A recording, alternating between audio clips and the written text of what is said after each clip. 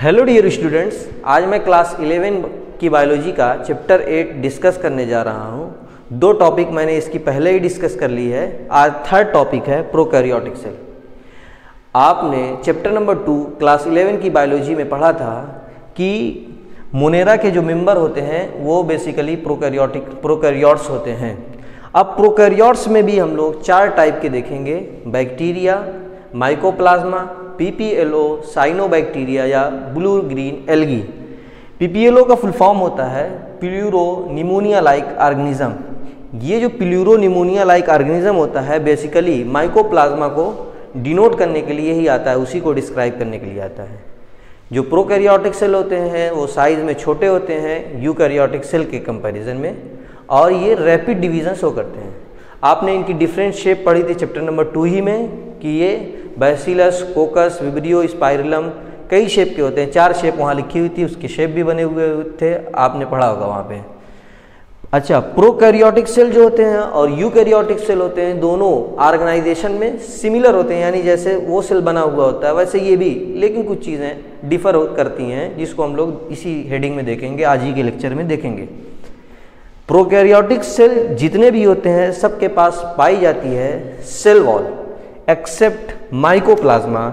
Mycoplasma के पास कोई सेल वॉल नहीं होती है। इसके बारे में आपने चैप्टर नंबर 2 में पढ़ा था कि ये विदाउट ऑक्सीजन सर्वाइव कर सकते हैं। नो सेल वॉल, इसमें no cell wall found in mycoplasma.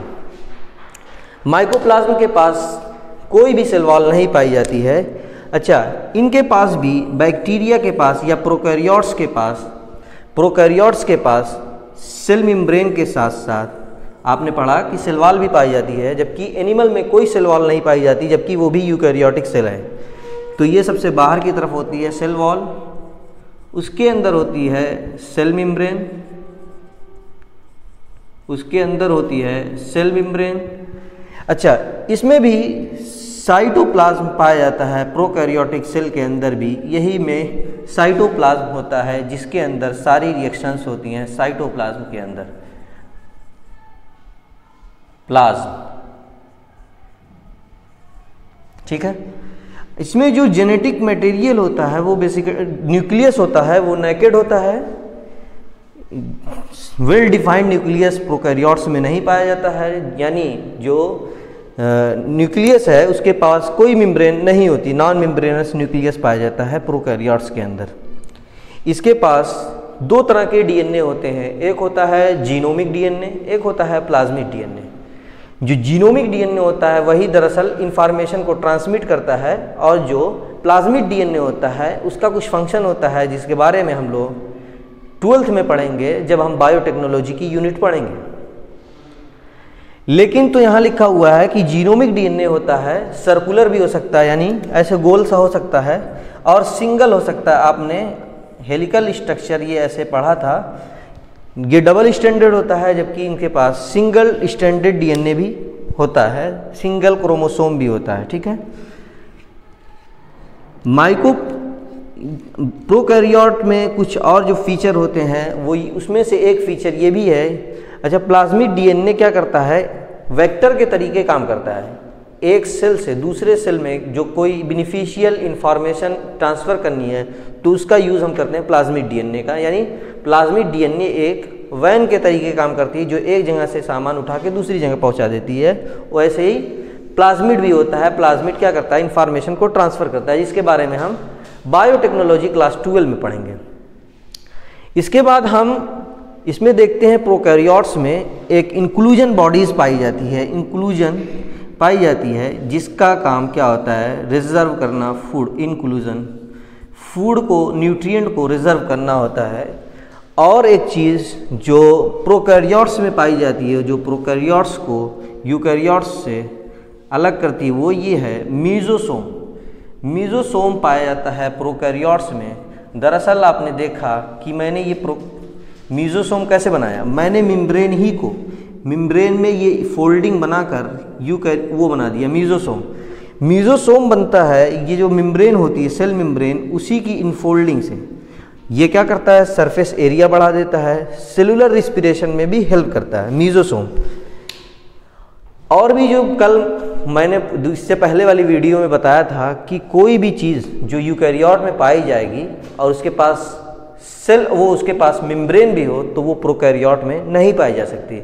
कोई ऐसी चीज़ जो यूकैरियोट में पाई जाती हो और उसके पास मेम्ब्रेन भी हो, तो वो यूकैरियोट में नहीं पाई जाती है, एक्सेप्ट राइबोसोम, क्योंकि राइबोसोम के पास कोई मेम्ब्रेन नहीं होती है। प्रोकैरियोटिक सेल में कोई भी सेल ऑर्गेनेल जो पाया जाएगा उसके पास मेम्ब्रेन नहीं होती। जैसे न्यूक्लियस तो होता है लेकिन वेल डिफाइंड नहीं होता, नॉन मेम्ब्रेनस होता है, नेकेड होता है।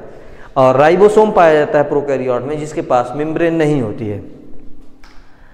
आज हमने देखा कि प्रोकैरियोट और प्रोकैरियोटिक सेल के बारे में, जिसमें हमने बैक्टीरिया, पीपीएलओ, माइकोप्लाज्म और साइनोबैक्टीरिया के बारे में देखा, जिसको हम ब्लू ग्रीन एल्गी भी कहते हैं। ये स्मॉलर होते हैं साइज में और रैपिड डिवीजन शो करते हैं। इनकी डिफरेंट टाइप की शेप हमने देखा। हमने ये भी देखा कि प्रोकैरियोट और यूकैरियोट दोनों सेम होते हैं, बस कुछ चीज़ों में डिफरेंट होता है।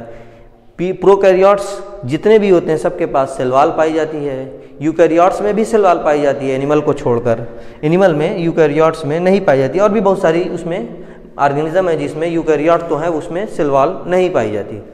और हमने देखा कि इसके पास जो न्यूक्लियस होता है वो नेकेड होता है। इसके पास दो टाइप के डीएनए होते हैं, एक जीनोमिक डीएनए होता है, एक प्लाज्मिक डीएनए होता है। प्लाज्मिक डीएनए इंफॉर्मेशन को एक सेल से दूसरे सेल में इंफॉर्मेशन को ट्रांसफ़र करने के लिए यूज़ होता है, वेक्टर के तरीके यूज़ होता है, जिसके बारे में हम क्लास 12 में पढ़ेंगे, बायोटेक्नोलॉजी जब हम पढ़ेंगे।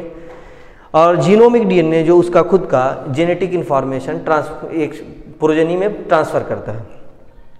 हमने इंक्लूजन बॉडीज़ के बारे में भी देखा, मीजोसोम के बारे में भी देखा, जो basically infolding of cell membrane है, ये काम करती है सेलुलर रिस्पिरेशन के तरीके। एक चीज़ और, आप जब कभी किसी बुक में देखेंगे तो मीजोसोम के बारे में लिखा रहता है analogous to cristae of mitochondria, यानी जो माइटोकॉन्ड्रिया जब आप पढ़ेंगे, माइटोकॉन्ड्रिया में जो क्रिस्टी बनी हुई होती है, ऐसे करके क्रिस्टी जो बनी हुई थी, उसी की तरह ये भी मीजोसोम भी होता है, सेलुलर रिस्पिरेशन में हेल्प करता है। आज के लिए इतना ही, थैंक यू।